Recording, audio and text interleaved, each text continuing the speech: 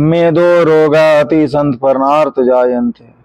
अर्थात मेद रोग यानी मोटापा, मेद रोग यानी जो मोटापा है वो अति संतपर्ण से उत्पन्न होता है। अति संतपर्ण अर्थात अभी के समय में बोले तो इसका मतलब होता है कि आवश्यकता से अधिक खाना, बहुत ऑयली खाना, आवश्यकता से अधिक खाना, बहुत ऑयली खाना, बहुत ज़्यादा मीठा खाना, बहुत ज़्यादा स्पाइसी खाना और गलत समय पे खाना, देर रात तक खाना, ये जो है अति संतपर्ण है।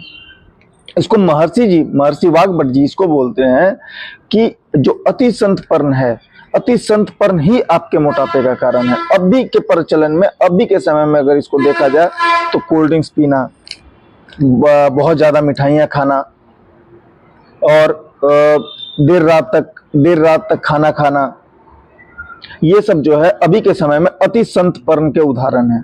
तो महर्षि जी श्लोक के माध्यम से बोलते हैं कि जो मेद है, मेद यानी कि मोटापा जो है वो अति संतपर्ण के कारण ही उत्पन्न होता है, अति संतपर्ण ही उसका कारण है।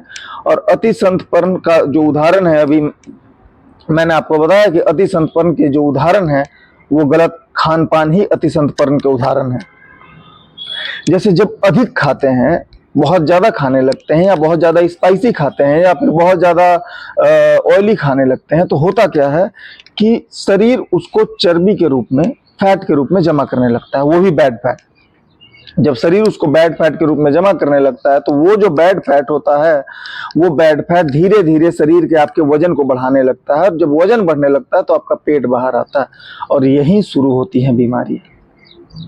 यही होता है बीमारियों का फर्स्ट स्टेज।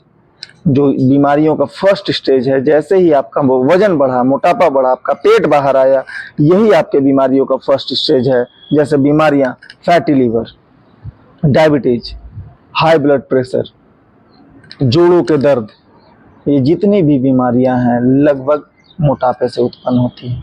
क्योंकि जब आप मोटे होते हैं तो ऑटोमेटिक आपका कोलेस्ट्रॉल हाई हो जाता है, और जब आपका कोलेस्ट्रॉल हाई हो जाता है तो हार्ट डिजीज अपने आप बनाएगा, उसको किसी इन्विटेशन का जरूरत नहीं है। तो महर्षि जी बोलते हैं, इसके बाद महर्षि जी बोलते हैं कि भोजन उतना ही करें जितना पचा सके। आप अपने पाचन शक्ति के अनुसार भोजन करें। आप देखें कि आपकी अग्नि कितना सक्षम है, कितना खाना पचाने में सक्षम है, आप उस हिसाब से भोजन करें तो वो भोजन जो है आपके लिए अमृत के समान है। और आप जैसे ही भोजन जो आपको नहीं पच रहा है, आप भोजन कर रहे हैं, वो भोजन आपके लिए विष के समान है।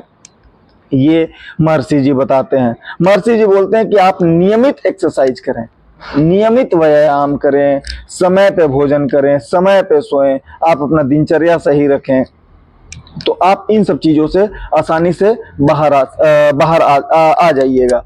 याद रखिए, मेद रोग जो है वो एक दिन में उत्पन्न नहीं होता, वो आपके धीरे धीरे किए गए गलत कार्य, धीरे धीरे आपके जो